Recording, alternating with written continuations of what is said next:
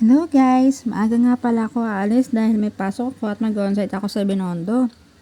Malayo-layo din ang biyahe simula dito sa QC hanggang Binondo. Kung traffic nga ay aabutin ka ng 3 oras. Syempre mag-jeep at mag-bus na lang tayo.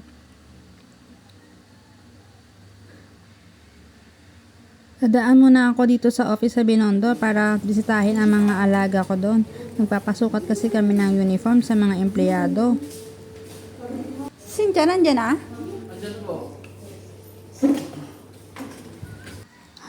Hapon na rin kami natapos sa pagpapasukat ng uniform.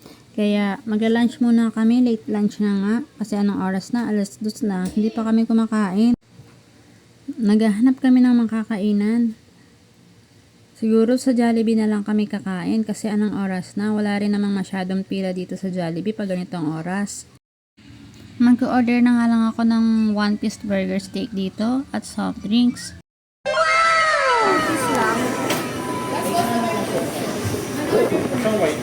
White cake po. Dahil tiko. Ano order, ma'am? Burger steak po. 1 piece or 1 piece lang. Anong drinks? Anong drinks nila? Sprite. Ano pa po? Yan lang. 157. Pagkatapos nga namin kumain sa Jollibee, idunaan namin na kami dito sa putasan sa may Quintin Paredes kasi marami ng putas dito at marami din pagkain. Mabiwili ka talaga bumili dito sa Binondo kasi ang daming mabibiling pagkain. Pagkatapos namin dito, ay dumiretso kami sa Divisoria. Maglalakad na nga lang kami papuntang Divisoria dahil malapit lang naman dito yung Divisoria.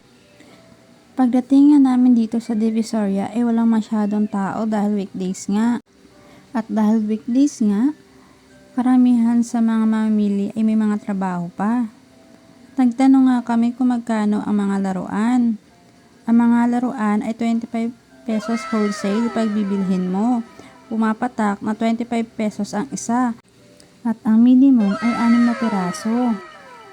Kung nagtitipid ka at gusto mo magbigay sa mga inaanak mo, ay pwede na nga itong pamasko. Bumili nga ako para sa mga pamangkin ko at pang-exchange gift ng anak ko sa church. Kaya lang pagdating ko sa bahay ay binuksan na agad. Pumasok nga rin kami dito sa loob ng Divisoria Mall saglit. Dito sa loob marami ka pa rin mabibiling mura at marami din silang magagandang item. Hindi nga kami masyadong umikot dito sa loob kasi masyadong malaki at nakakaligaw din. Kunting oras nga lang kami dito sa loob ng Divisoria kasi nga lunch break lang kami pumunta. Ang dami talaga mabibili dito sa Divisoria. Tamang-tama ito ngayong Pasko. Pwede ka rin kumita dito, bumili ka ng wholesale at ibenta mo sa labas. Mga laruan dito, 25 pesos. Pwede mong ibenta na 35 pesos kasi sa labas, kapag bibili ka, 35 pesos na yan. Sari-sari yung makikita mo ditong paninda. May mga chocolates, books, tamang-tama mga pangregalo, mga damit. Ikaw na talagang bahala kung anong gusto mong bilhin. Halos lahat ata ng paninda nandito na. Maganda nga talaga bumili dito sa Divisoria.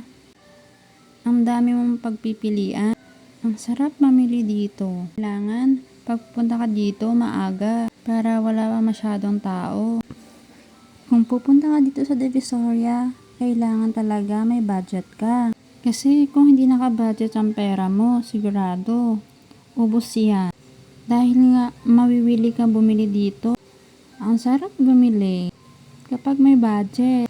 Dahil kung wala kang budget, nadala, sigurado, mauubos ang pera mo dito. Kasi kahit hindi kasama sa budget, at mura lang ang mga bilihin, mapapabili ka nang wala sa oras. Nagsama ka na rin ng taga-bitbit mo kasi sigurado marami kang mabibili. Kung may budget nga ako, bibili ako ng marami dito. Kaya lang, laruan lang muna ang binili ko. Nag-quick visit lang kasi kami dito sa Divisoria kung ano ang pwede namin mabili. At kung may budget nga ako, babalik ulit ako dito sa Divisoria Dito na lang din siguro ako mamimili ng mga pamasko ko. Dahil nga mura, sigurado ako mas marami tayong mabibigyan ng mga pamangkin, tito, tita. At dahil malapit na ang Pasko, ito ang araw ng pagbibigayan. Ang pagbibigay naman ay wala naman sa liit o laki ng halaga ng mga regalo.